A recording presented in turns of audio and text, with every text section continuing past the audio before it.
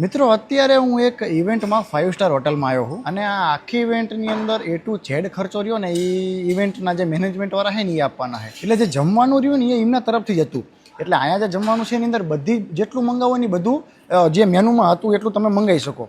પણ એક જે આ છાશ રહી ને છાશ એ અલગથી મંગાવવી પડે. હવે સાચો ગુજરાતી રહ્યો ને ક્યાંક જમવા જાય ને એટલે છાશ વગર હાલે નહીં. એટલે મને છાશ વગર હાલે એવું નહોતું એટલે મેં છાશ મંગાવી. તો મારા બીજા 2 મિત્રોએ છાશ મંગાવી. એટલે ટોટલ કેટલી 3 છાશ થઈ. હવે મેં છાશ ઓર્ડર કરીને એટલે હોટલના જે સ્ટાફવાળા હતા ને એમને એમ કીધું કે તમારું જે લંચનું મેનુ છે ને એની અંદર છાશ ઇન્ક્લુડ નથી, કારણ કે અમે ગુજરાતની બહાર હતા એટલે અહીંયા છાશનું બહુ ચલણ નહીં, એટલે કે તમારે છાશના એક્સ્ટ્રા દેવા પડશે. મેં કીધું કંઈ વાંધો નહીં, શરીર માટે જ છે ને ભાઈ, શરીર માટે થોડો લોભ કરાય. એટલે મેં છાશ ઓર્ડર કરી. હવે અમે જમી લીધું એટલે અમે બિલ માંગ્યું. એટલે બિલ આવ્યું અને બિલ કેટલું આવ્યું 1327 રૂપિયા. એક છાશના ભાવ છે 375 રૂપિયા. 375 plus GST, CGST 101, SGST 101, total 1327 રૂપિયા મિત્રો.